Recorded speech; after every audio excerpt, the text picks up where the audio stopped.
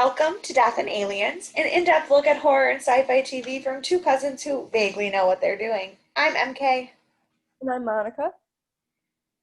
and yeah. So for you guys watching this, it is a few days after Christmas. So Merry Christmas! I hope everybody had a great holiday. For us, it is not yet Christmas, but Monica, how was your week? What did you do? Did a whole lot of nothing like normal. Did some last minute panic shopping for people I hadn't bought gifts for yet that I needed to get gifts for. Um, I, saw my boyfriend and laid in bed, just a normal everyday situation. Nothing super exciting happened. I Uh, worked a lot. that's always fun. When It do was, you not? I It know. was. True, but it was our first full 5 day week in Mhm. a month. Ah, And I literally tweeted out on Friday. I said, "Do all teachers hate every single living, breathing child at 3 p.m. on a Friday, or is that just me?" no, I think that's a normal thing. I mean, because now it's Saturday night and I already miss my kids and love them, but let me tell you, yesterday I was not having it. Kids are like, woo, woo, woo, it's the weekend. Especially on like the full week back, where they're more excited for the weekend than they probably were beforehand because they would have breaks. Yeah, no. Just, oh. I mean, it And doesn't help that we are learning the most boring thing right now. what are you guys learning about? Soil. Okay, so Dwight Schrute is the Yeah, name. we straight up teach soil for 8 weeks. Oh my God. We have an entire midterm exam just on soil. So, I don't blame them. There's only so much I can do to make this interesting. Yeah, like soil is dirt. It is in the ground. That is all you need to know, and life comes from it. The end. Close the book. No, there's a lot that you need to know. Do you know the three main soil types? Topsoil. That's a layer, not a type, but at least it was in the right realm of things. No, we have to learn about the layers of soil. We have to learn about the types of soil. We have to learn about the components of soil. We learn about which soils grow which plants best, how much water different soils hold, how different soils are affected by different climates. Literally, it's so boring. Yeah. Yeah. That's when you make it fun by offering them treats and then you get Oreos and crumble them up so it looks like dirt and We're has doing that. We're making not and the kids don't know this. I told them that it's a surprise for what our last thing is because we have a cooking class also. And for our last week of cooking class, we're making soil layers. So it's Oreos are like bedrock, and then you have chocolate pudding is the ignore me, I just teach this. I don't remember what the next layer is called. And then subsoil, duh, sub middle. Okay, anyway. And then there's cookie crumbles for the topsoil, and then they put shredded green coconut as the grass and a gummy worm. Oh, It's that's super cute. cute, and we are doing that, but not yet. And we made our own compost bin, which was super cool. And I taught them a song that is a parody of Royals by Lorde, but it goes, and we're learning about soil. Um, so I'm making it as fun as I possibly can, but also we talk about dirt for 8 weeks. Yeah, you can only make dirt so interesting. Right. But then, of course, I nerded out about dirt today because I was at this Christmas market and I played with puppies, which was great. But at the Christmas market, there was a tea tasting from this local tea company. And I'm about to brag on them for a minute. So, for anybody who watches this who is super into environmentally friendly and sustainable products, there is this company called Monsoon Tea. Um, and They literally like the tea is good. It's not amazing, but it's good. And literally like I was talking to the owner today. Or I think he's somebody really high in the company. I don't know. And he was like, "We are not trying to be the best tasting tea on the market because that would be stupid. What we're Mhm. trying to be is the most sustainable cup of tea you'll ever drink." Mhm. And they do not get any tea from tea farms. All of their tea is picked naturally in a forest from actual wild growing tea plants in northern Thailand. And it's all like about healthy biodiversity and like everything. And they pay their workers tons of hazard pay for having to climb up in the mountains and the trees to like get natural tea plants and everything. And they're just like so good. And like I nerded out and I was talking to him about the different soil types that like and the irrigation systems versus on plantations versus natural forest things. And like I totally nerded out. But yeah, so everybody should check out Monsoon Tea. They are forest friendly tea from northern Thailand. And I honestly have no idea. I know that they do sell wholesale to some companies that are outside of Thailand, but I honestly have no idea if they are available, where in America they're available. So if you're listening to this, like just research them and figure it out because I can walk down the street to the store. Um, but yeah, and all of their tea is sold whole leaf, not tea bags. So there's no um and they do sell at their shops like cotton reusable bags for you to put in as diffusers. Their tea is made in a way that you don't have to be really like sketchy about the temperatures because some like natural teas like have to brew at a certain temperature and they like make all their teas so that it'll brew at the same temperature. It's just a matter of how long you steep it. And I don't know, I'm just like in love. That's actually really cool. This is not sponsored. I just genuinely really care about things like this because in the organic environmentalist movement, a lot of times things are made in a way that it's like protect the earth, but it forgets about people. Mhm. And I totally, totally support all, like, I'm obviously all about, like, let's not burn the planet. But, Yeah. like, people are here, and unfortunately, like, unless you're gonna Thanos the whole fucking earth and, like, get rid of us, you can't create environmental products that then hurt people's living. And one of the Mhm. things about tea plantations is that they are a massive amount of um, employment. And Mhm. so, and like that's what he was saying to me. He was like, "We are not against tea plantations. We are not saying that tea farming is bad.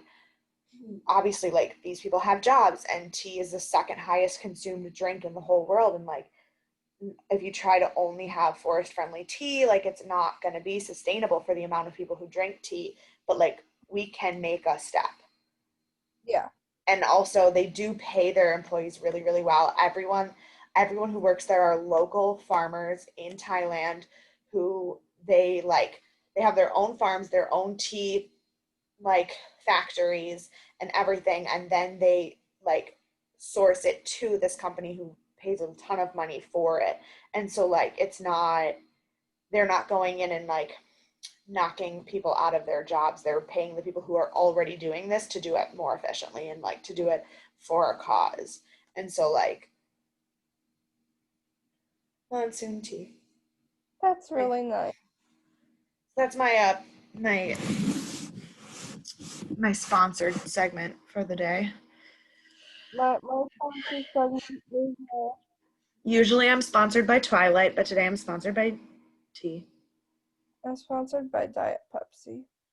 Also, to those of you who care about my red wine drinking habits, I am not drinking tonight because I had a killer migraine today to the point where I slept for 3 hours and thought I wasn't going to be able to record this. So, But we pulled through. We he's managed. here to talk about this whack ass episode. Yeah, this episode is definitely something we had all been waiting for. It happened right at the basically the end of the season. We have 2 episodes left. Yeah. By whack, I don't mean it was a bad episode. I just mean I have multiple notes that say that I fucking hate this show. Yeah. Just for Because opinion, not because it, it's actually bad. no, it's written in a way where, like, they make you care about shit and then change how you're supposed to feel about it. Like Mhm. everything we were saying last week, I think, about Olivia and how, like, if you'd asked me 8 weeks ago if I cared about her, I would have said no. Now they have more characters that I hate that I suddenly care about, and I'm just like, I'm getting whiplash with these emotions, man. Yeah, like I feel like you are Olivia right now. You're like, what am I feeling? I'm supposed to hate you.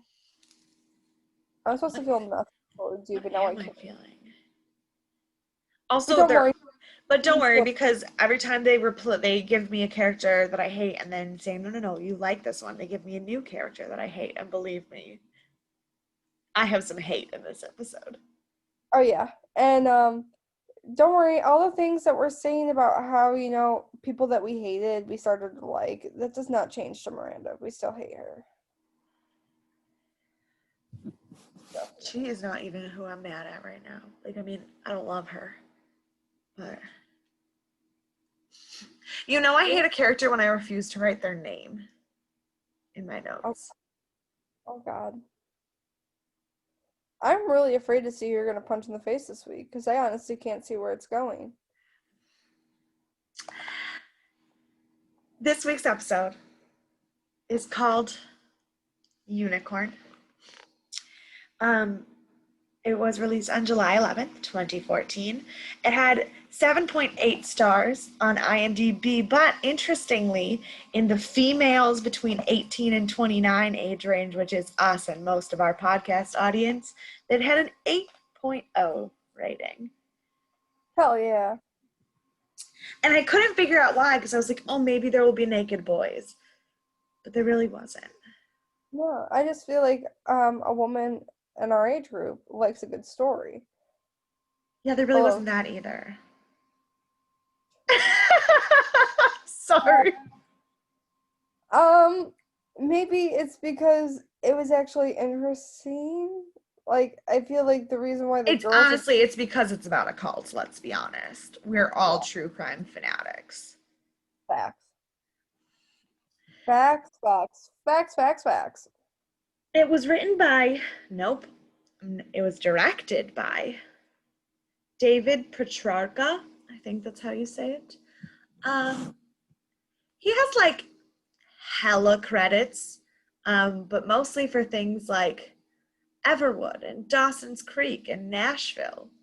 Um, he did direct 3 episodes of True Blood before this, and he also directed some episodes of Game of Thrones and was actually awarded an online film and television award for directing for Game of Thrones, which may just be because it was Game of Thrones. Mhm. Um, but this is my favorite random fact. And he was a theater director for a super, super long time, mostly in Chicago.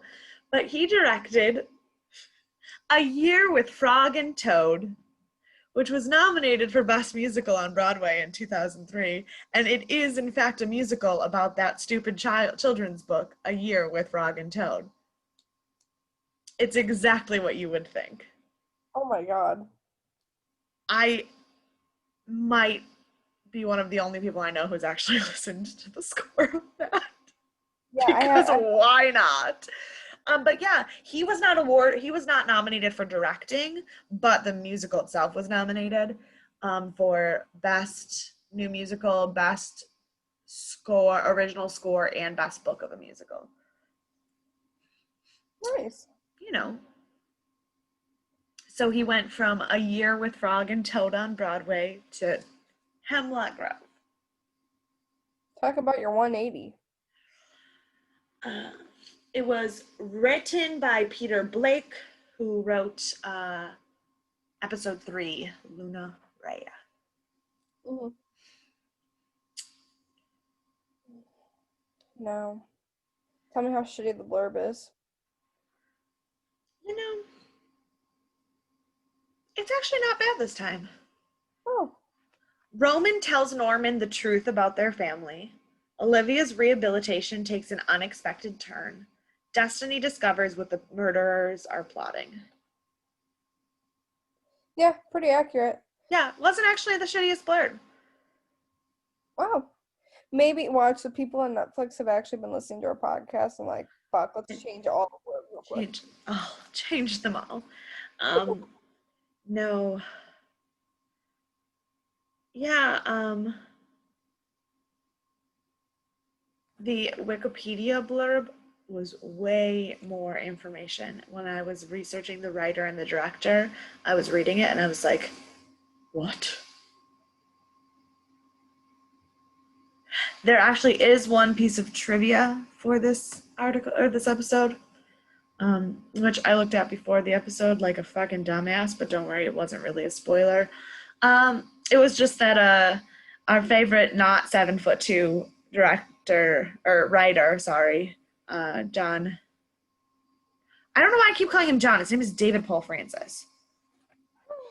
I don't literally like every time I start to say John, and then I'm like, no, that's not even his name. Our favorite not 7'2" writer, David Paul Francis. Hold on, David Paul Francis. Returned as my favorite mental patient, Vlad. Yeah. That was my trivia for the episode. He came back. Which I also already knew because of looking at David Paul Francis's IMDb the first time that I was researching him. Exactly. This episode's cold opener was some whack shit. Like, Mary Kate had texted me when she just started watching the episode, and she had only watched the cold opener, and she just said, I literally had only finished the cold open. I was watching the credits, and I texted Monica, and I was like, what on earth was that? Yeah, and I hadn't watched it yet, and I was like, oh god. She's like, yeah, good luck. So we start in France in 1884. Yep. Where Olivia has been kidnapped by the Chancellor of the Order of the Dragon, who gets her to sign a pact saying that the vampires, upirs, whatever the F they are, will basically police themselves and only kill shitty, worthless people who no one will look for, which I don't believe any people are shitty and worthless, but yeah, you know what I mean by that. And that if they don't, the order will come after them if they don't take care of it themselves. And Olivia signs it. So this bitch has been working with the Order of the Dragon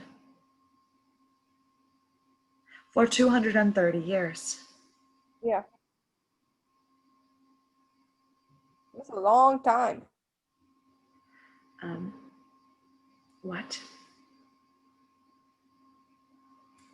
In all honesty, like, it doesn't surprise me.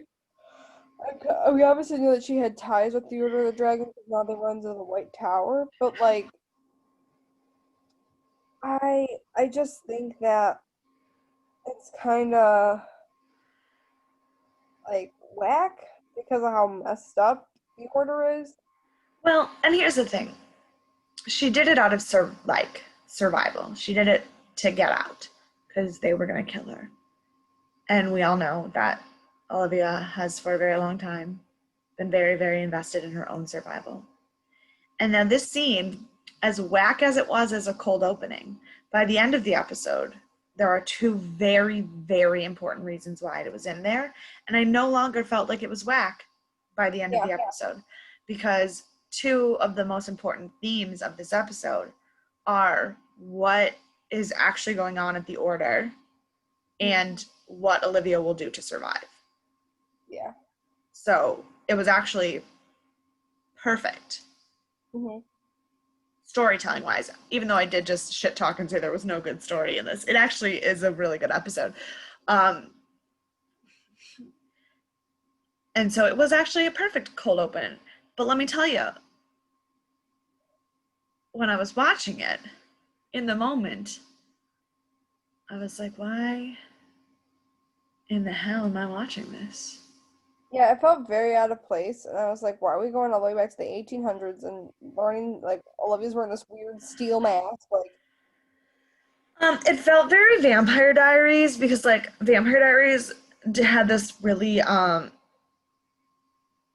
interesting, and by interesting I mean kind of lazy habit of when they wanted to introduce a new character or a new plot like point, they would just flash back to 1864 and show some random scene of Stefan and Damon pre being vampires that suddenly like thematically fit with everything that was going to happen that episode. And so like when it was like France 1884, I was like, no, no, we're not doing this. oh, there you go. They did it. But it actually made sense. They did it and it worked. Yeah. So Um, After this cold opener, we get our classic, Hemlock Grove theme song. And then it goes to Michael Chasteur's office where, you remember that no, it plot does not. wasn't? It does not. It goes Yeah. to Roman and Peter digging a hole in the woods to bury some bodies. And I said, these holes are not going to be deep enough. Yeah, they're very wide, not deep.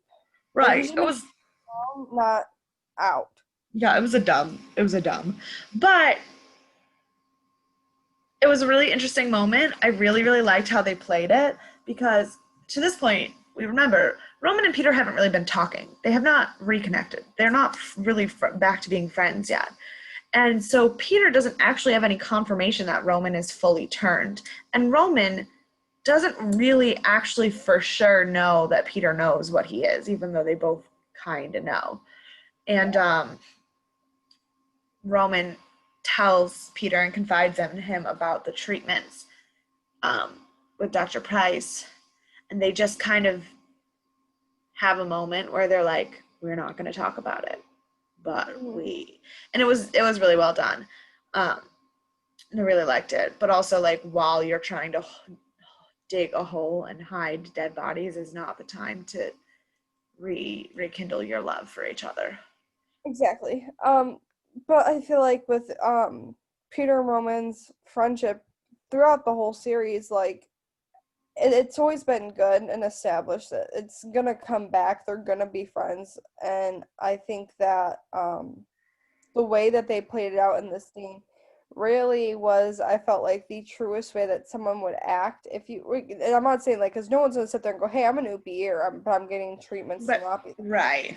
But, like if No, you're but going, it felt very natural because like two 18-year-old dudes who are going through it, they don't talk about it. That's not how they deal with that.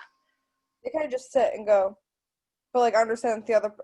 They were basically like, "Oh, you didn't leave after I told you that. Okay, cool. So that's all that matters." Right. And I think that as like being comforted or whatever. And I forget it was I don't remember what Peter said.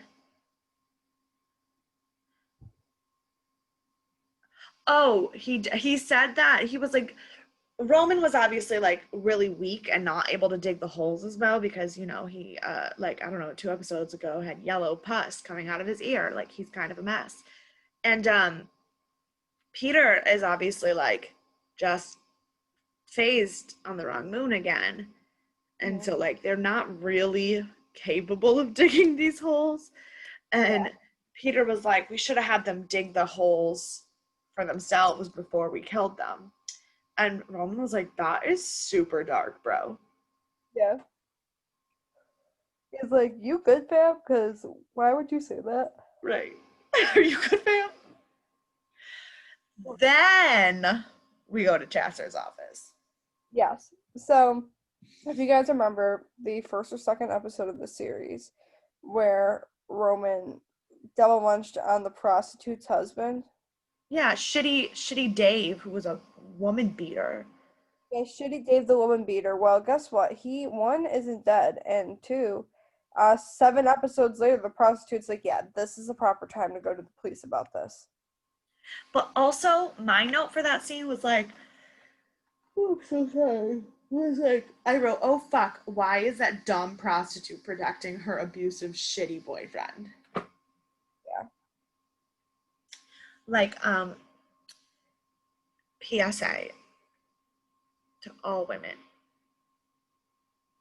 If your boyfriend hits you, you do not have to protect him from anything ever again. Yeah. Um, like in all honesty, if you are getting like abused or you're in a really shitty situation, there are ways to like get out of Yeah. that situation. And like, no, and I actually, like, I'm dealing with some, not myself. Single as a fucking Pringle over here. But I'm dealing with some stuff right now that's super dark and super heavy, but like, and no, it's not easy and it's not painless and it's hard. But there are ways to live better than being beaten. And like, this got really heavy, but it just, because of what's going on in my life right now, seeing this girl protect someone who literally was beating her just made Yeah, me really angry. yeah. And so know that there's always a way out. And for the me and them will probably talk about this probably when we like release the video um on Instagram. There will be probably information and Yeah, a number. yeah. Well, when we, uh, no, in the show notes on YouTube and on Spotify, I will put the domestic violence awareness hotline and number in there, and just know that like there are people you can talk to, because It's not very easy, and you can no, definitely go. no, and it's not. Yeah, like I And said, it isn't talk painless. It is not painless. It is not simple, and there are a lot of people involved a lot of times, and if there are children involved, it's very, very difficult. But it is never okay to hit someone. Mhm. Never. And if that happens to you, there is no excuse Mhm. that good enough to be okay with it. Yeah. Um. I I'm gonna put the heavy note aside. Yeah, sorry, that was really heavy for the beginning of an episode. Like, we've covered environmentalism, domestic violence. Like, we are just hitting you guys hard today. And I apologize, but I promise the rest of this episode will be shit talking Yes. as usual. So when the prostitute and the man go into Chester's office, and he was like, "Can you describe the assailant?" And she was like, "It's that rich boy whose dad owns the whole town," and blah blah blah. So obviously he knew it was Roman. And then he looked at his neck, and he was like, "Ah, yeah, he's a new beer too. Cool, good to know." And I was like, "Are you fucking kidding me?" Like, at this point, you come back 7 episodes later and you're gonna fuck shit up? Again, everything that has happened in the last like 3 episodes have been fucking with the people we like. Yeah. But, like, it's not that I liked either of those people. It was like, No, no, no. They are fucking with Roman. Roman is the people we like. yeah, Yeah. sure. Um. So then we go back to the boys and their body escapades, and they've given up on the whole and are just dragging bodies down the street in broad daylight, which was the the dumbest thing they've done so far. Like, Like what if cops had nothing to leave them there in the middle of the woods? like dumber than trying to fight Christina in the church on the grounds of the mental hospital. Dumber than robbing a grave to get entrails. Like the dumbest thing These these boys boys have have never, done so far, which is a very long list of yes. dumb, is dragging bodies down the road in broad daylight. But don't worry, the dumb doesn't stop here. Yeah, it only gets dumber. Yeah, they just continue to be stupid this whole episode. Yeah, I'm like, I know boys are dumb, but like, I didn't know like they would be like normal lacking of well, I shouldn't say that because like there are boys that I have known that just lack moral common sense. Um, so I mean, like right on, they hit the nail right on the head with how boys act. I mean, the thing is, sometimes I forget that they're only 18 because, like, Yeah. they don't act like kids. Like, this is a very adult show. But then I remember they're 18, and Mhm. 18-year-old boys are fucking stupid. Yeah. Like, that's not even an insult. No offense to any 18-year-old boy who might be watching this and think I'm attacking you. Categorically, 18-year-old boys are stupid. Yeah. 18-year-old girls are not much better, to be clear, Facts. because in all human beings, your frontal cortex does not finish developing until you are 24. So everyone before the age of 24 is actually biologically incapable of making decisions with reason and not emotion. But 18-year-old boys are a special kind of stupid. Oh my god. Like facts, facts. I once knew an 18-year-old boy, and that's where the problem started. All I can think about is how dumb my brother was when he was 18. I'm so My glad he grew out of that. my dog is currently like looking at me behind my laptop, so it's like just this much of his face. I love that for you. I You could have laid next to me if you wanted to look at me instead of now he's licking his paws. Okay, anyway, sorry. Um, Um, See, like oh when boy. your brothers were 18, you were significantly younger, so you were not like fully aware of just how dumb. But when my brother was 18, I was 24, which means I had a frontal cortex, so I could see the dumb. Mhm. I love you, George. You're very smart now, and I'm super proud of you. Thank God you're not 18 anymore. Facts. Just kidding, he doesn't watch this. Mhm. But so as they're dragging the bodies, they're trying to figure out like what they're doing. They're gonna go get the car, and Peter's like, "You watch the bodies. I'll go get the car." And then Roman's staring at the blood, and Peter's like, "You don't have to do this. Like, you don't stoop so low that you're gonna like feed off of already dead people. Like, you know that's not good for you." And Roman's like, "No, I'm fine, but maybe I should go get the car." And Peter's like, "Okay, fine." So Roman goes to get the car. Only then one of the dead bodies starts moving. Yeah. And I wrote, "Oh shit, how is she not dead?" Yeah. Um, He was like twitching. He's like, help me. and then the boys start freaking out, and like Roman's like, "What are we gonna do? Like, if they know it was us, they're gonna come to the house. They're gonna like come after me. We can't let anybody come to the house. The baby's there." And I wrote, "No, she's not. She ain't there. You don't Nadia's gone. know." Um, then we head to the White Tower where Price is explaining the next steps of the mind transfer to Shelley. And basically, it's a lot more complicated than I thought it was.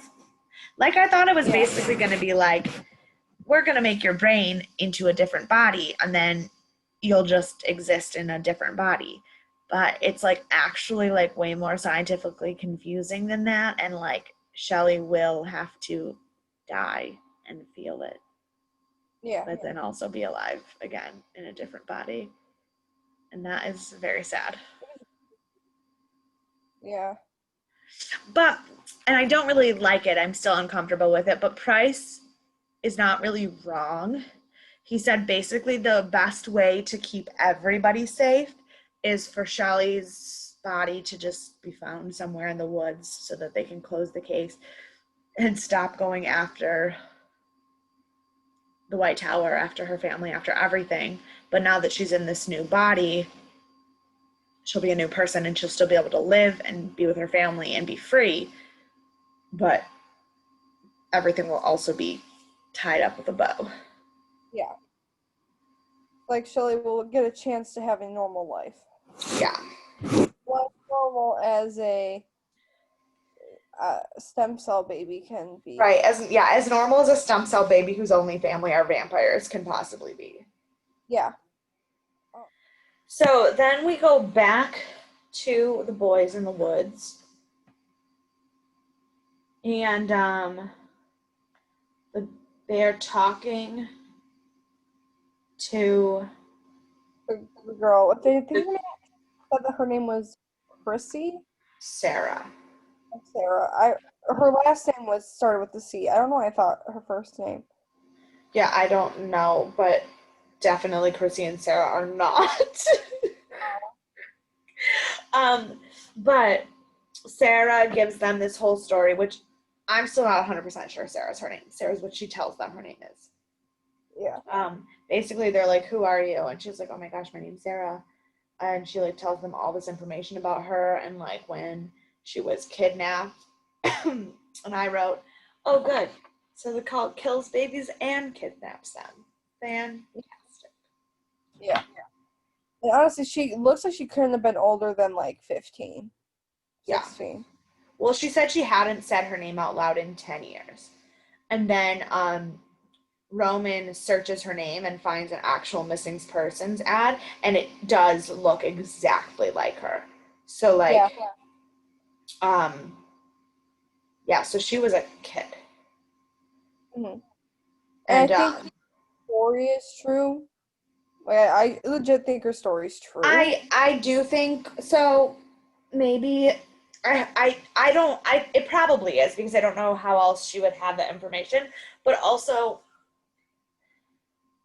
I don't know. It's really hard to know because And like trust it right, because of I how up everything is. yeah, I don't know. So the boys are trying to decide what to do about this girl because if she really is like kidnapped and doesn't want to be in the cult, they can't really just kill her. But Yeah. also we did attempt to kill a small child, so like and that's Peter's whole thing is he's like, I don't really care when you were kidnapped, like you made a choice to keep being a murderer. Yeah.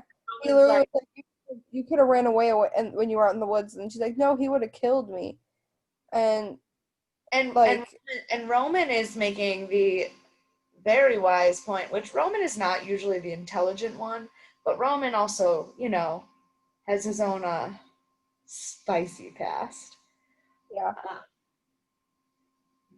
Imagine that I said spicy with those little the little stars. star. Yeah. Um, Roman's like, when you're that young and you're like basically trauma brainwashed, you don't think to escape. Like that's not where your mind's at. You're a child. Which of course, growing up with Olivia as his only parental figure, he knows a thing or two about how to deal with childhood trauma. Yes. So, oof, oof. I, Roman had a very fair point, and Roman, like, as the scene goes on with this girl, um, he's very concerned to Yeah, her. there's a scene in between, or yeah, there's a scene in between this and the conclusion of this story. But when this scene ends, so basically she tells them to where her car is, and Peter goes to get her car. And when this scene ends, when Peter leaves, I was fully like, Roman is right. We have to like help this girl. Yeah. And I will tell Same. you exactly when my mind changed when we get there. Mhm. Then we go to Olivia's house. Only it is not Olivia that is there. I literally yelled out loud at my screen at this moment because Norman and his Yeah. Yeah, who has a name, but I refuse to use it. Yeah. Um, are using a black light to see the blood spatter in Olivia's house. Hmm. And Norman is freaking out that Olivia killed Marie. And then the PI is like, actually, none of this is blood. It's bleach. It's bleach. What I have a question about, because there was a splatter on one of the paintings that was in there, and I'm like, Yes, which was weird, but if you listen to what she then explained, literally, she was like, bleach shows up the same way under luminol that blood does. But fun fact, I didn't spray any luminol. She was like, there are people whose job it is to come in and clean up this kind of mess. mm, So in Christ. a, yeah, spicy. In a police investigation, even though it looks like blood spatter, because it's not blood, they couldn't, nothing would be admissible. There are people who come in and do shit like that to make sure that no one gets caught. Because some people are horrible people. Yeah. But then, this is where I got real upset. I was already mad that Norman was getting him and his VI had their fucking noses in places where they did not need to be. Yeah. But then, this bitch starts going on about how she grew up around Santeria and she knows that it does not matter how much oil you wear, these brujas will still find you, and blah, blah, blah. And I literally was like, first of all, Olivia is not a witch, she's a vampire. Not the same fucking thing, bitch. Second of all, just because you're Dominican and you know what Santeria is does not mean you know what anything that is going on in this crazy fucking place is. Get your nose out of other people's fucking business. You wanna know? Bruja. You wanna know what your voice sounded like?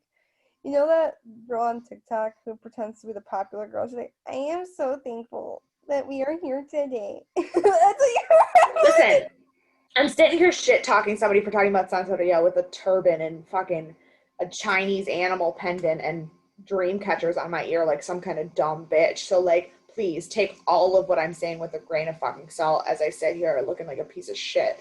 But I was so mad. But also, I was confused at first because I was like, Santeria is Cuban and you're Dominican. But then I looked it up and just kidding, it is also Dominican as well. So like, anyway. um, after this lovely Also, thing, to those of you watching, I am so sorry. I don't know what just happened. I just went like full on. My hands were moving all kinds of ways. I was. you became me. Also, to all of our listeners, my other dog is barking in the background, so enjoy that. That's spicy. Um, so This then, episode is brought to you by trauma. yeah, trauma and dysfunction. Um, then we have Norman being like, well, what am I supposed to do? Like, just turn my other ass cheek and spend the rest of my life with that monster? And she was like, tell her you need some space, and that like, and then eventually just like, like cut it off. And then the scene's like ends. Like, there's like no like, okay, sure. It's just like end of the scene. And then we go back to Tweedledee and Tweedle's fuckhead, aka Peter and Roman, in the woods. Um, um, and Roman is being so sweet with this girl. He's like, she's like, my parents are gonna hate me. He's like, I'm sure that they won't. And she's like, I have a sister, but like, I got kidnapped before I could meet her, and like, I don't I even don't know even her. know what her name is. Yeah, He's like, well, that's and okay. Little sister, you get to meet your sister. And I'm like, Roman, why are you being so nice? Like, who are you? then she ruins it Yeah, because because she says, "I'm really thirsty. Can I have a pop?" And she's like, Peter immediately loses his mind and tries to stab her. And before Peter even explained why he was freaking out to Roman, I knew exactly why he was freaking out because I cannot tell you the number of genuine screaming match arguments I have gotten in with people over pop versus soda. Try dating someone who calls it soda. Ew. For those of y'all who do not know, Western New York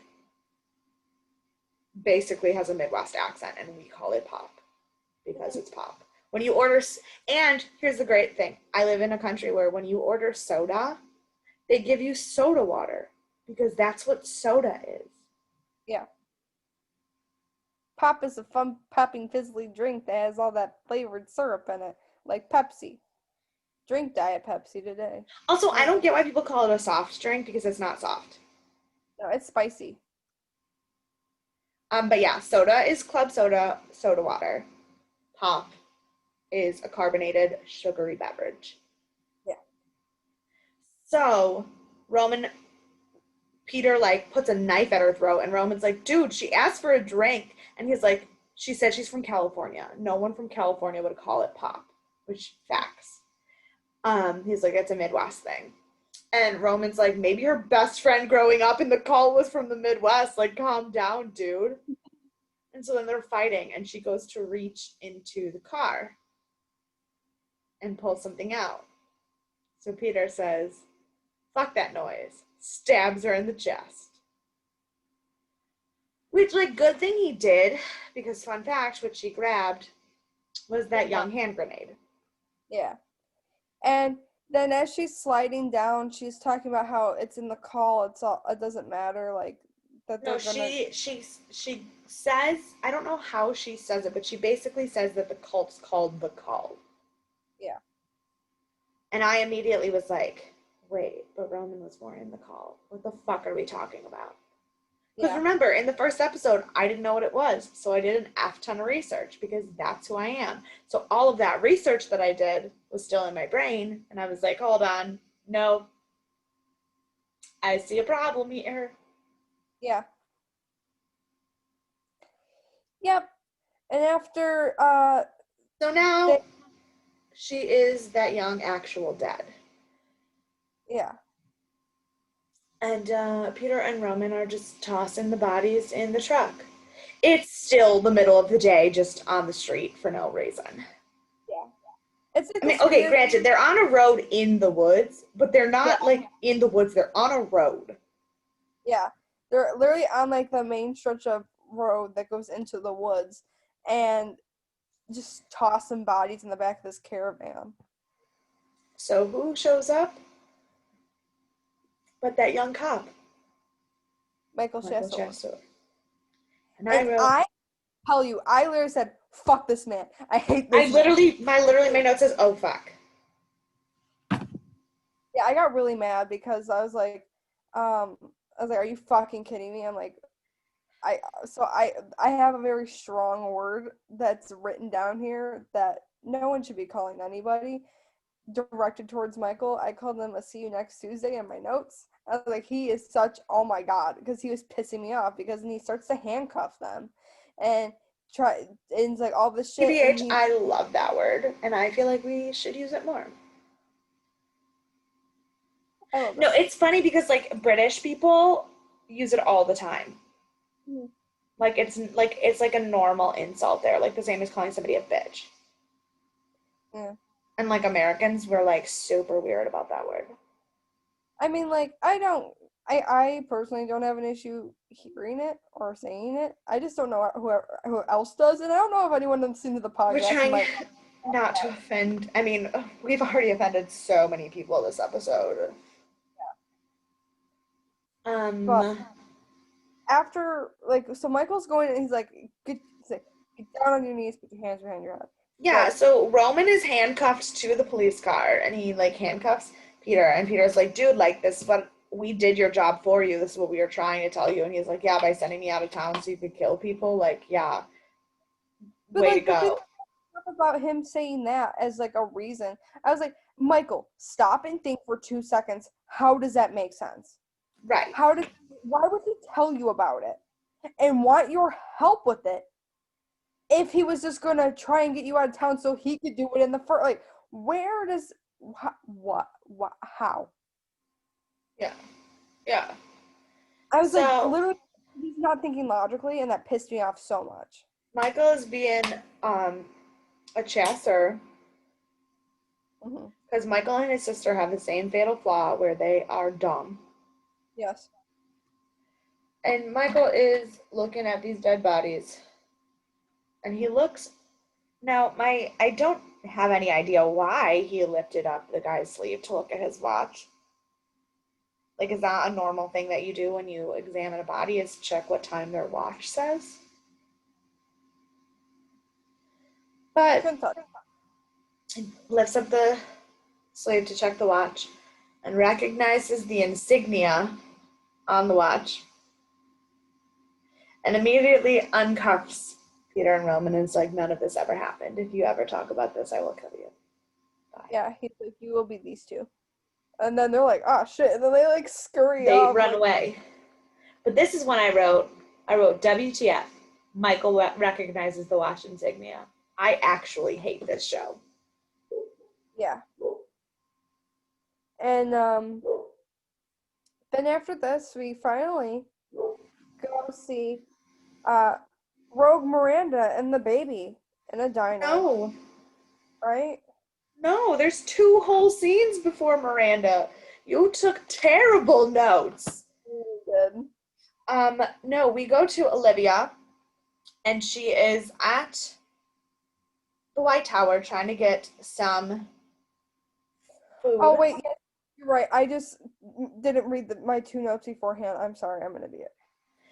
So she is at the tower and she's trying to get some food, and the nasty gunk blood squirt machine is jammed and is not working. And so she like tries to break into it, and she is having a lot of a hard time because she has no extra human strength anymore. Like she is failing, and then she falls off a stool and lands and hits her head and may or may not have a concussion. And Price opens the door precisely at this moment. He goes, "That's why we don't touch things we're not supposed to." And I laughed my ass off at that. I It found was that. literally it was literally like a mom walking into the kitchen as the cookie jar falls on the kid's head from trying to get it off the counter where they can't reach it, and they're like, "That's why we don't touch things." Yes, except Price was obviously more condescending about it. Yeah. Um, Then we go back to Roman's house. The boys just got home, and Peter is like, "Hey, can I take a shower?" And Roman literally goes, "Mi casa" and all that bullshit. And which I mean, that's kind of weird that you have to ask to take a shower when you just boned the last time you were in that house, but yeah, I was like, bro, I think you have free reign of the house. You guys kind of saw each other's butts and ding dongs. I think you guys are past the point of asking to shower. right, like unless you're asking him to join you, I don't really know why that was a question. Yeah, like they're basically married already. They have a kid together, so like, Right. like, what are you doing? But as Peter's going to get ready or take a shower and calm down, whatever, they see crazy old lady in the living room rocking back and forth and crying. And Roman's like, "Ma'am, why are you downstairs? Where's the baby?" And she's like, "That bitch took her. I told you not to trust her, but now she and your baby are gone." Yeah, because she was sleeping on the job. She and Peter's like, "It's fine. Like she took her to the doctor." And a cranky old lady goes, "Yeah, with all her toys and blankets." Cool. No, she's gone. Yeah. So then the boys kind of start freaking out and they're like, "We'll figure it out. Like, we got to do something." And then they start simultaneously having like weird visions and like they're not even dreaming. So I was like, "What in the app?" Yeah. And um Yeah. in addition, the White Tower is involved. Some dude in a hat with like a lizard tongue. And somebody getting like pushed off of a building or something. Like it was weird. Or not pushed off of a building, but like pushed back, like and Yeah. flying in the air. Ooh, something dropping off the White Tower. Like Yeah. it looked like a baby. Like it was like a swaddle. Ugh. Baby. It was weird. Oh, Then we go to Miranda. yeah, so Miranda's at the diner. So we're coming in all rushed and shit like that. And be like, I'll take a pancakes. And then she looks at her wall and goes, never mind, I'll have a coffee. And then the doctor from the episode where she was lactating was like, yo, what up, Miranda? You can have the pancakes. I'll take care of it. Um, but they have a conversation. And my note says Dr. Boring knows he's boring. Yes. Because he immediately started talking about Norwegian folklore again, because this man, all he ever talks about is being Norwegian. I literally have no idea, but we've seen him twice, and both times the only thing out of his mouth is about Norway. And he's Yeah. wearing a weird Norwegian sweater. And he's like, yeah, my voice puts people to sleep. It's really handy with babies, but like not really great at dinner parties. And I was like, yo, at least he knows he's boring. And Yeah. then like he's like, Miranda, is everything okay? And she's like, yeah, no, I'm fine. And he was like, listen, you've been crying. You've ditched your veganism to order something that is full of carbs. And what something else that he said. And I was like, yo, she just got called out. Yeah. And so they had like a little bit of small talk, and then she's like, oh crap, like I have to leave, like I have to be somewhere. And he was like whatever, he's like, don't run away from anything. He's like, it's okay, like call someone if you need help, blah blah blah. And then he's uh, like, you need to come back to the appointment. Like, we'll call, what's her name? Get her on, we'll get something on the books. And she's like, yeah, first thing tomorrow morning. yeah, and also another thing that I think we should take note of is the fact that he was like, oh, so this is the famous baby. Yeah, I'm like, calling it famous, which at first I was like weird. And then I was like, oh, well, maybe not weird because like she's lactating for no reason except for that she's around a baby. So like, I guess to him it would be famous because he's boring. My and like opinions about my opinions about him like are so I don't trust him. I'm on such like it's like that pirate ship ride where you're like Yeah. up and then you're and then you're like that's how I literally don't know. I don't know. Like first of all, he when Miranda left, his weird concerned face was left on the camera to linger for way too long than necessary. The way he was speaking about the baby and how he's talking about Norwegian folklore also doesn't sit well with me.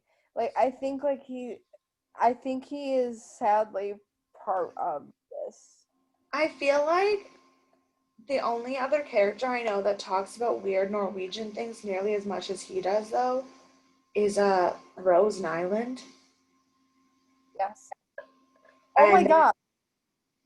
and that's literally all I could think of. I was like he's just like Saint Olaf stories for no reason. Exactly. Only maybe wants to kill children. Yeah. Um, But after this scene that pissed me off with Miranda, because she's talking about how she can't calm down the baby and it's crying and it's this, I'm like, well, you're the dumbass who took on a responsibility that literally wasn't even yours, and literally no one The asked. third thing, he was like, "You're crying. You ditch your veganism, and you're trying to ditch town with a child that's not even yours." Yeah, and I'm like, that's messed up. I hate Miranda. I Yeah. want to pop her in the head. Um. Dumbass. Then we go back to the White Tower, and Olivia is getting an MRI, and turns out there's a tumor in her brain. Mhm. And I wrote Olivia is straight up a human at this point. Yeah, and then and because Olivia's been immortal for so long, like she's just like, okay, Price, give me the cure, like fix me, and he's like, here's an oncologist that you should go to. He's really good. I recommend him to help you because Price is And at the she point that and she literally goes, "We don't get cancer." And then the scene literally cuts. Ugh, awkward. Now, after that, we get another glimpse at Miranda again trying to start her car, and it's not starting, so she's crying like a little bitch in her car because she realized she took on something she wasn't asked to, and realized it was a dumb mistake. So, Yeah, trying to be Miss Hero of the show, yeah. that didn't happen, you dumbass. Then we go back to the boys who are still panicking, trying to figure out what to do. And all of a sudden, ding dong, Norman's out the door. And Not a pleasant Norman conversation. Norman is like babbling and he's like blah blah blah, like your mom, like I think there's something going on. There's like some weird like Romanian folklore, but like I guess it's true. And Roman's just like, yeah, it's true. Everything is true. And he's Everything like, is true. And what he's like, about so does Marie? that mean you are? He's like, yep, me too. He's like, and what do you think, like, that, like, he's like, and Marie? He's like, do you think that I think she could kill her? And he's like, he said, did Olivia kill her? I have no idea. Is she capable of it? Capable of it? Ask yourself that question. Yeah. And Norman's like, there's something else you should know. I'm your father. And And Roman's like, Roman's like, does it give you a fucking boner to say it out loud? Like, do you feel yeah. so much better about yourself now? Like, not Norman, Roman went off at Norman. And, And like, no, Roman literally goes, my dad loved me. Like, and nothing any of you guys can say can change that because you all know it's true. He loved me. So you not telling me is the best thing you ever did because at least for part of my life, well, I had one parent who loved me. yeah, Whereas you and Olivia both did not. yeah. And he comes back inside after like basically telling Norman to eat a bag of dicks. And Peter, And too, because the door was open. and he was Um, like, are you okay? And Roman's like, actually, yeah, I'm great. yeah. And then they get a phone call from Destiny telling them to get their asses over Oh there. my God. I literally, my only note was, I fucking love you, Des, because she literally calls Peter and she says, what does she say? She said, you dumb fucks better get the fuck over here right fucking now. And then Yeah. hung up. And I was like, And I was like, 10 out of 10. oh shit. Destiny's gonna just be, bah, bah, bah, get your asses over here. I really wanted Destiny to punch Miranda in the face though. Like, kind of meant that ended. I think like if Miranda had showed up on Destiny's door alone, Destiny might have punched her in the face. Miranda showed up on Destiny's door with the baby that Destiny also believed was dead. Yeah. So And I just really want to give both of the boys a hug right now because I think they need it. they're going through it today. Yeah. But then Michael goes over to Priest Francis's house and ducks him in the head. He's just He like, knocks him out and he says, so I found this watch today and it looks suspiciously like this ring that my sister had that also looks like this coin that you have and I want to know why you are involved in this cult or like in killing all these people. And Bishop Fuckhead's like, I absolutely have no idea, but I will figure it out. And then he calls the Chancellor, who is not the same old man from 1884, so at least we know he's not immortal, because I was starting to think that everybody in the show was immortal. yeah, But it's a new Chancellor. He calls, and he's like, I need to know what's going on. Like, there are extremists in this order, obviously, and you know who they are, but like, we don't kill children. uh, And he was super upset about it. And this is when I decided I genuinely hate the show because I have hated this man for the last, 19 freaking episodes. And he's the first one who's as angry as I am that people are killing children. exactly. Like everybody else is like, oh, this is so bad. This is bad. We need to fix it. But nobody so far has expressly been like, they are killing babies. Yeah. Okay, boo. Anyway, yeah, like I honestly kind of felt for the priest in this, or the bishop in this sense, and then like also the chancellor, some classy lady with an accent, and Yeah, I don't speaking like her, her. and she was like, "Oh well, we'll send a We'll whatever out send to an you." envoy there to discuss it. Yeah, and from that moment, I was like, something don't sit right with that, but okay, random lady. Right. Um, and then it goes to Shelley, um, at the White Tower with, just chilling in her bed, and the other Shelley walks in, and they're talking to each other, and like the other Shelley is trying to convince normal Shelley to not go through with it because she is beautiful and she doesn't need to change anything and she can stay at the White Tower. And Shelley's like, this And isn't Plaza Hotel. I it can't was stay. so cute because they were talking like, and Eloise is her favorite character, and I just died in my soul. Mhm. And And also, I did not understand how they were both alive and talking to each other because this is when I figured out what on earth Price had actually said earlier about the brain mapping. Because sometimes when Price talks about science, I just, because I have no idea yeah, what he's saying. But I was like, how are they both alive? I don't understand. like she has normal like ways of living as a normal human being right now. It's just implanting little bits of Shelley at a time. So she No, only but has, Priscilla's mind is now fully Shelley. Like they are both fully Shelley in the brain. yeah, So I didn't understand how they were both alive because I didn't really fully understand the brain mapping because I don't really think that's a real science. yeah. And Or it is, and again, the real horror story is science. that this can be done. Yeah. Yeah. Um, so Shelly is, it's really sweet. It's a really sweet moment. And like new Shelly lays in bed with normal Shelly, and like they both go, I love you. And I was like, and like new Shelly's like, if only you could see what I could see from out here, you wouldn't have to go through with this, you wouldn't have to do this, you would be fine. And she was like, and Shelly's like, no, I made my decision. I can't do this. Price is right. And haha, the price is right. Anyway.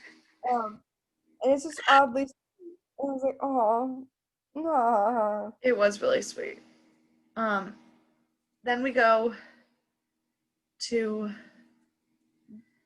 Back to Miranda and Destiny and the boys.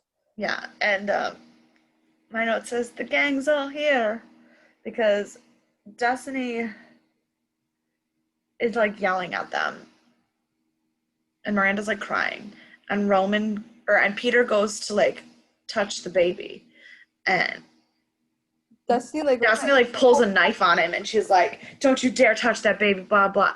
And Peter goes, Destiny, put the knife away, you're not gonna stab either of us. and then she does. She's like, don't tempt me though. Like she's like, you're not wrong, but I'm angry, okay?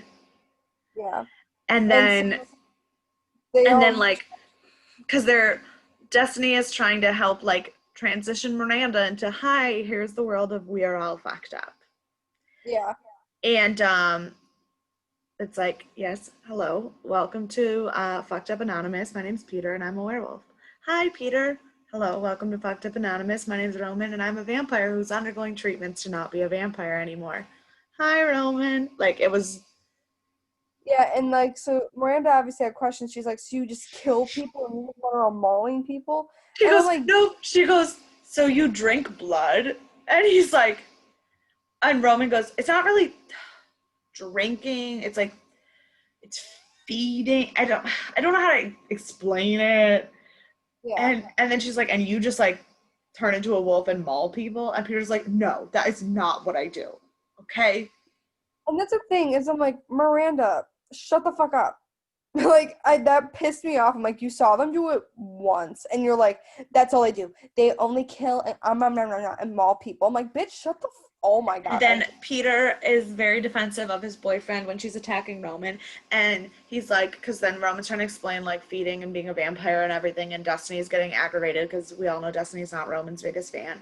And then Peter is like, and there's something you both should know. He hates what he is and he's going through treatments. And it's like, yes, defend your boyfriend. like it's honestly really sweet that Peter's like, I Yeah. got you, babe. Let me defend you real quick. Right. And so then they're talking about, and she's like, why were you even in the woods? And then she goes, it was the streams, wasn't it? I told you to leave them alone. And Peter's like, well, obviously I didn't fucking listen. Clearly, have I ever? Yeah, and then she's like, "Well, I hate you." She's like, "But I don't know if I hate." But she's like, "But I hate me even more." And he's like, "What does that mean? You're gonna help us?" Well, no, first they tell her that Miranda started having the dreams too, and Miranda's like, yeah, like I don't really know what happened, but now I'm having the dreams too. So she's like, great, we're we're all in this together. Yeah. This together. I hate that we did that at the same time. Yeah. Anyway, so yeah, so she goes to get her little spell book, And and and she finds out that they have to do it basically another bath ritual to um find out more about the cult, but they have to drown Destiny. and And Moran, and obviously Peter and Roman are like, we're not really super sure we want to do this, but it's the right thing to do, and we trust you. And Miranda's like, what are we? What? And we're gonna no. Mm-hmm. Miranda is lost. Miranda, head empty, no thoughts. She doesn't know what's going on. Okay, but devil's advocate, if you were trying to date some dudes and then turns out that one was a vampire, one was a werewolf, the cousin was a psychic and was like, drown me so I can tell you what your dreams mean, I would be a little fucked up too. I mean, I'd be alarmed, but then I'd realize I'd just be living my Twilight fantasy, so it's okay. I am Bella Swan.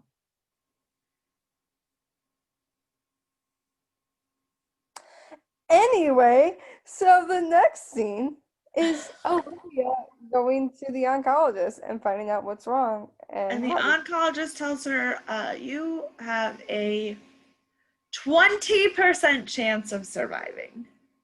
Yeah. And honestly, basically, like he's saying all these science words, and she's like, I don't understand. Just tell me in things I understand. And he's like, yeah. He's like, yeah, you got 20%. And he's like, so we're going to do radiation. He was like, so I would honestly pack an overnight bag. And Olivia's just like, her whole world is crumbling down right Yeah. now. Everything. Literally everything. So then We go back to Priest Man, Bishop Man. yes, we go back to the priest man. And I got mad because the show has made me root for the priest man. Because the priest man is greeted by his envoy that the Order of the Dragon sent. And it's the other bishop who hand grenaded the car. Yeah. And I was like, oh fuck, that's that dude from the cult? Cool.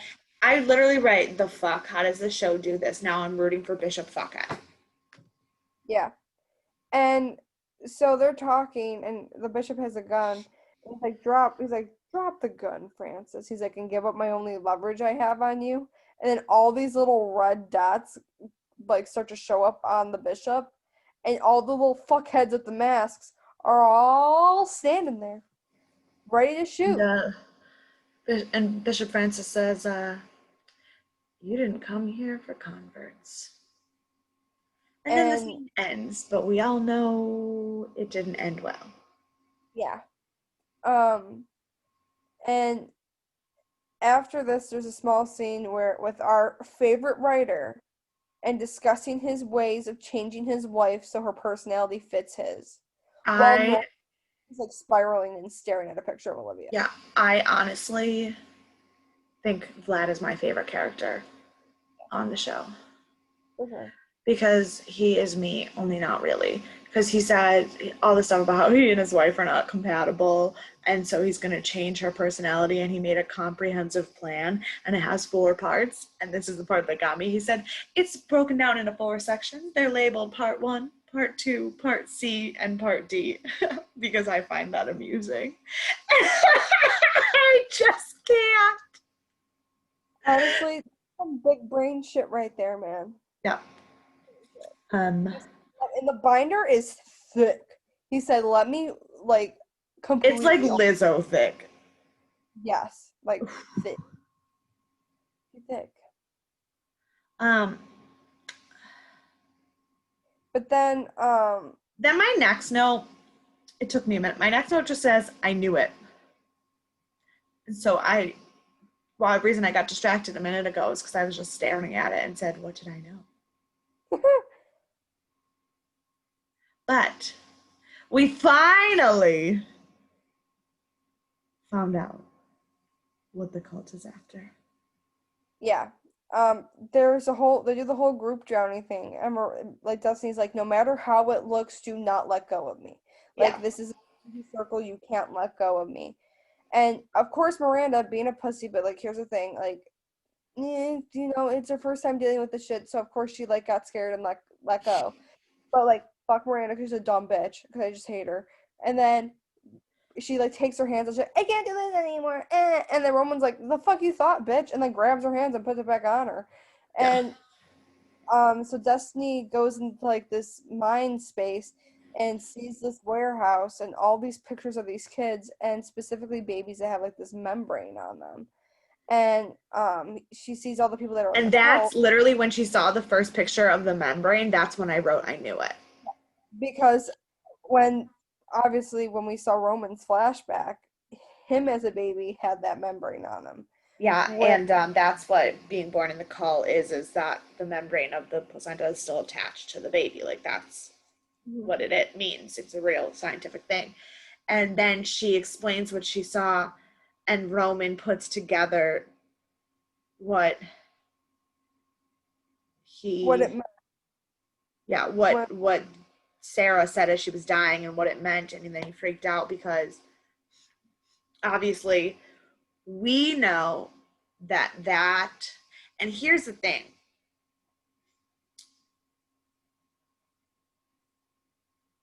We know that being born with the call to an ear is a sign that the baby carries the gene. Not every baby in the world that is born like that is probably a vampire, because like I don't think that little boy who in Toronto who got drowned in the bathtub or the kid who's allergic to bees was. yeah. But and so Roman puts together that they are after Nadia and freaks out. But also, fun tidbit in this scene is that because Destiny, like the way her visions work, it doesn't like quite make sense. Mm-hmm. And she said that um, that the phrase that she heard was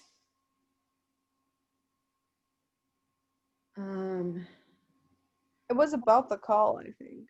no, it was um, Massacre of the Innocents. Oh yeah. Um, she said Massacre of the Innocents, which Peter, being that young biblical rep for us, immediately knew what she meant when no one else did. And I was like, fitting because it's almost Christmas. And the Massacre of the Innocents was so in when the wise men came to Herod and said that the Savior has been born, the King of the Jews is born. Herod, being that young, insecure piece of shit that he was, got real nervous because he was the King of the Jews, not some new baby.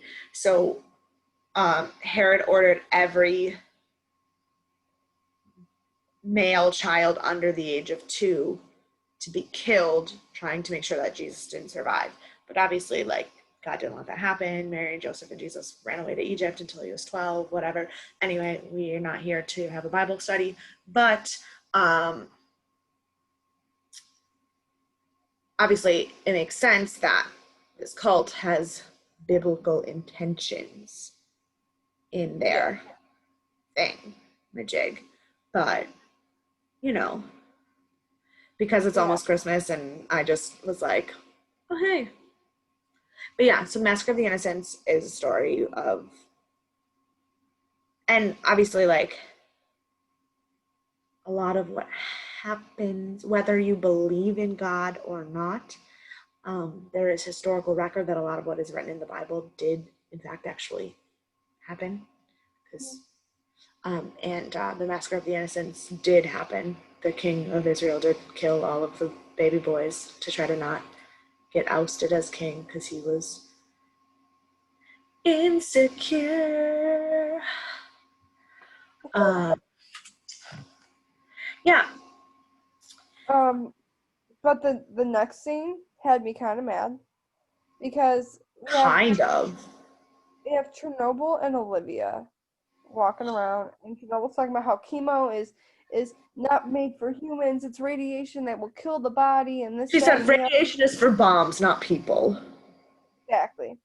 And But also, she was like, I did a study, but then I couldn't publish it because the leading researcher was a homosexual in Russia, and Olivia's like, get to the fucking point, bro. yeah, and she was like, "Oh, so Price is having you eat all of his crappy, shitty experiments that didn't last." And he was like, "But there is one who Price feed Priscilla." you horse soup. She's like, "You need to eat the unicorn," and Priscilla is the unicorn. Eat the She said, unicorn. she said, Price feed you horse soup. Priscilla is unicorn. Yeah, and so she's like, "Double munch that bitch." She's like, "Cause I'm gonna be normal." And I wrote, excuse me, Priscilla is Shelly now. Let's use Exactly. her name. Stop dead naming her. Exactly. I'm I'm like, sorry, that was offensive to people, to what dead naming actually is, but um. Anyway, so my yeah, apologies. he was like, "Eat the actual experiment, it'll fix you." Which I'm like, how is one experiment that isn't not shit gonna fix Olivia? Because she doesn't have upyrism in Priscilla, or does No, not. but she has like magic regenerative stem cells, and like Olivia's deterioration is because her cells are not regenerating correctly anymore. True, but leave Priscilla, aka Shelly, out of this. The fuck? Um, Um, then we go back to the bishop, who is got a bunch of arrows in him, and Michael comes in, and he's like, "Oh, they missed all of the major organs and arteries. These guys are professionals. They know what they're doing." And uh, the bishop goes, "Listen, I'm dying. I'm not gonna make it. So I gotta tell you the truth. Olivia killed your sister. I've been protecting her because there was a pact with the Order and her, and with the new technologies at the White Tower, we're going to be able to get rid of all of them. So it was only a matter of time. And that confirmed that Price has, in fact, been working on a way to kill them, yeah. which I do not like. But I think Price isn't trying to kill Roman because he's trying to degenerate. So So he does. either this like getting rid of Uperism and making them human again is Price's magic technology, or there's something more sinister going on that we haven't seen and we still don't know Price's true intentions. True. All I know is that he loves Shelly, and that's all that matters to me at the present moment. Um, so Michael, like, he finds it out, and he's like, spare me or whatever. So Michael gets one of the arrows and yanks it up into his art, so it actually kills him, so he doesn't bleed out. But the only thing that irritates me that Michael killed the priest was because he's the only one who saw the faces of the cult members, but Michael didn't care about the cult. He just wants to know who killed Clementine. Right. And I was like, bitch, are you gonna just let people randomly kill children then? Like, are you fucking dumb? Like, ask, like, who are they? What do they look like? So that he at least knows, regardless if he's going to take care of that at that second or take care of Olivia. And Facts. I'm like, you should have just gotten the information out of him, then killed him. And then, like, boom, bada boom, you're done. And that kind of pissed me off. Yeah. Then we go back to the Back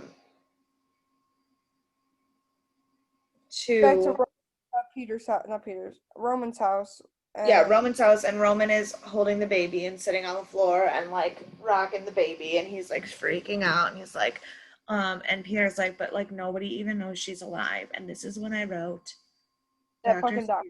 Doctor Spivak better not be working with these people, because if he is the reason that this baby disappears, I will kill his Norwegian ass. I will also kill Miranda's stupid ass because Miranda opened up her stupid fucking mouth. Yo, you know what? If that bitch hadn't showed up, so much would be different. Except for Exactly. also the boys would still not be speaking to each other. So like you win some, you lose some, I guess. But then they're talking about it, and Roman's like, we have to do it right now. We have to go to the warehouse. We have to find them. We have to stop them. And Peter's like, when do you want to do it? He's like, right now. And Peter's like, but we haven't slept. And Roman's like, I know. And then he falls asleep holding the baby.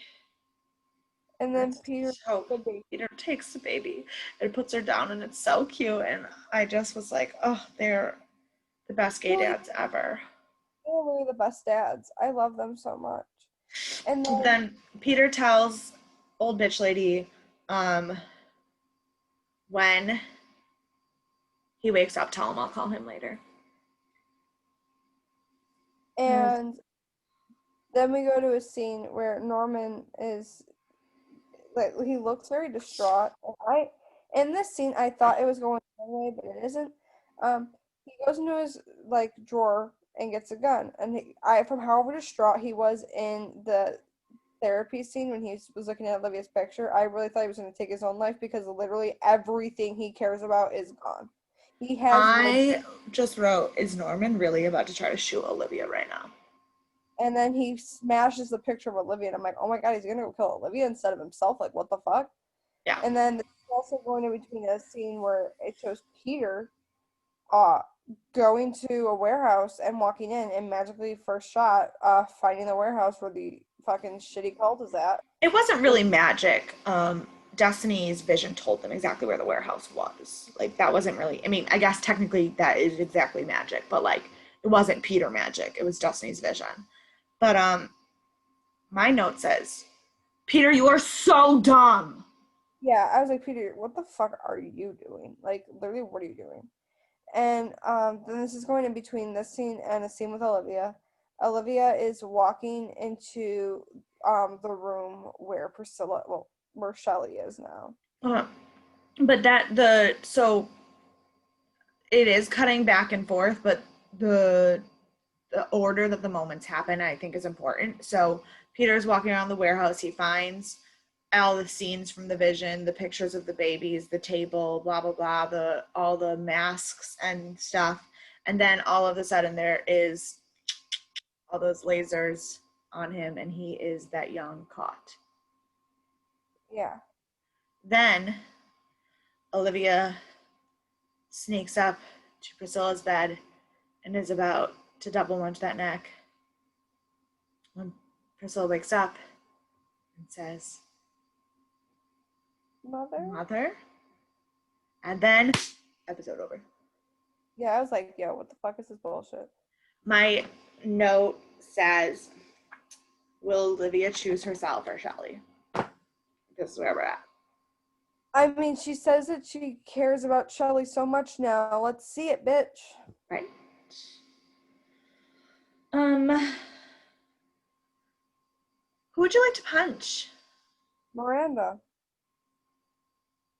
She irritates me so much. What a I'll punch lame answer. her. When Okay.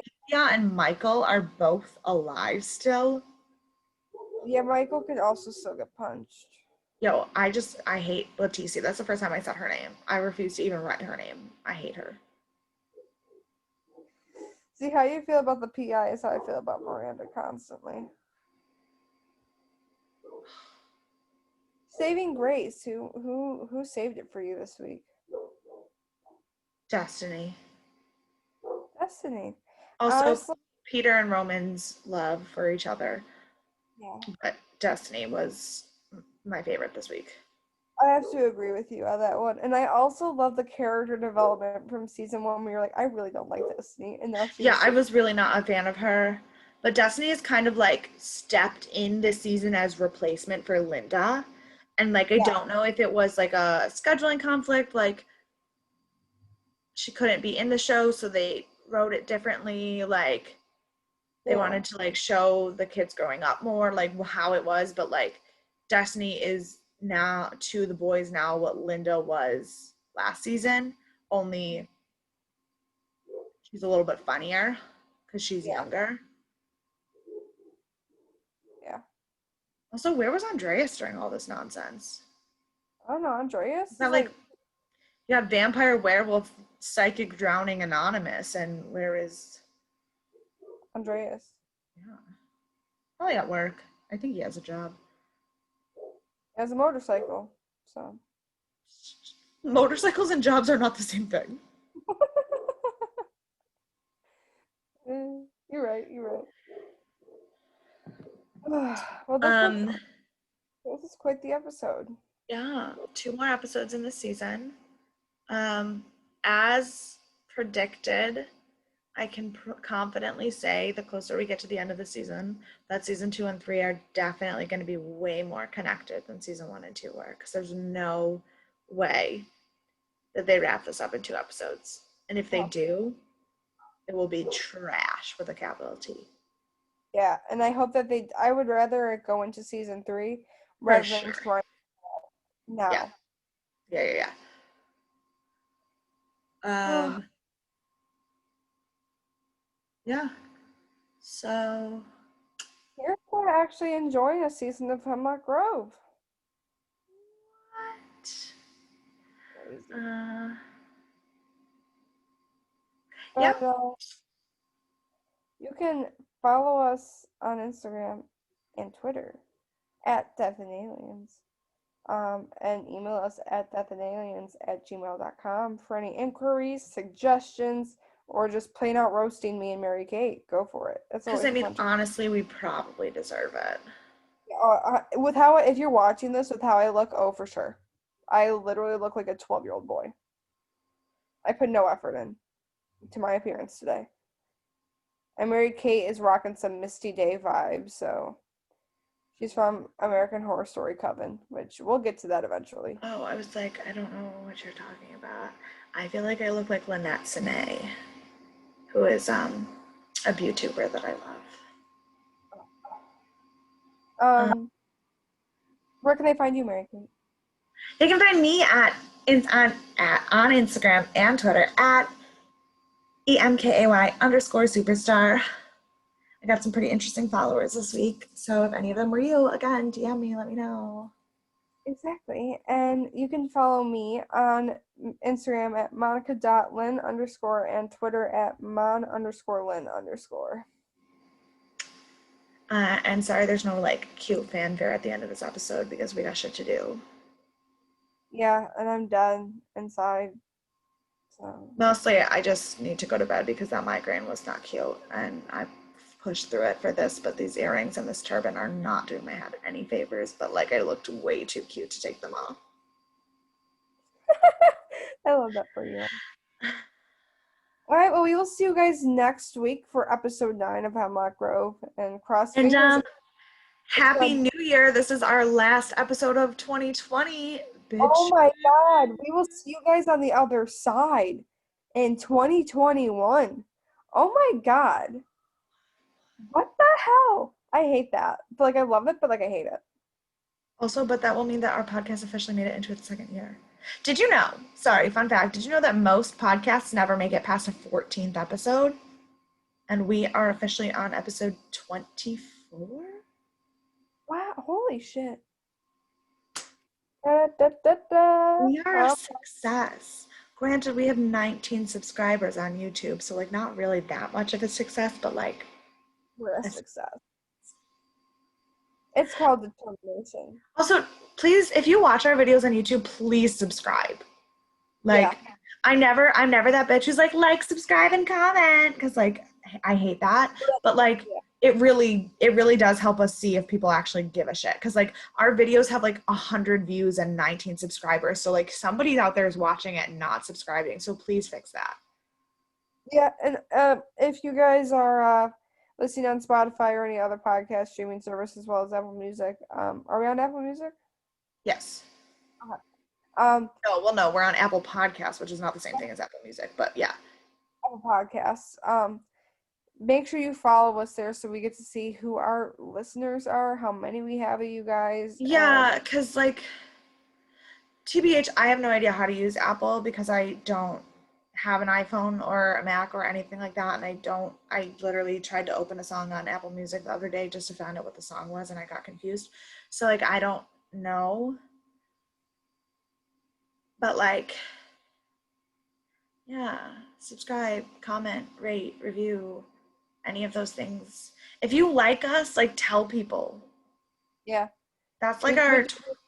because, like, we really we don't care. Like, we're not doing this for money or fame or anything, clearly, or else we wouldn't look like this while we did it. Um, but like, we like doing this a lot, and like, the more people we could share it with, I mean, About yeah. and even if So far, everyone who I know who's listened to it thinks we're funny. which I'm happy. I think I'm glad people think that we're funny. Like I think I just have really shitty humor, but I guess people are sitting there listening to me talk and go, haha, that was Yeah. funny. I feel So, really mean today too. So like sorry that this was such a bland episode. Like normally it's very like spicy and like funny and I mean, we shiznit. said the word spicy like 87 times. We really did. But like But we will link the domestic violence awareness stuff. I will link Monsoon Tea in the mhm. description. buy diet um what's that? buy Diet Pepsi. It's a superior Pepsi. Don't drink diet soda. Aspartame gives you cancer and you don't want to turn out like Olivia. um and we will see you in 2021, bitches.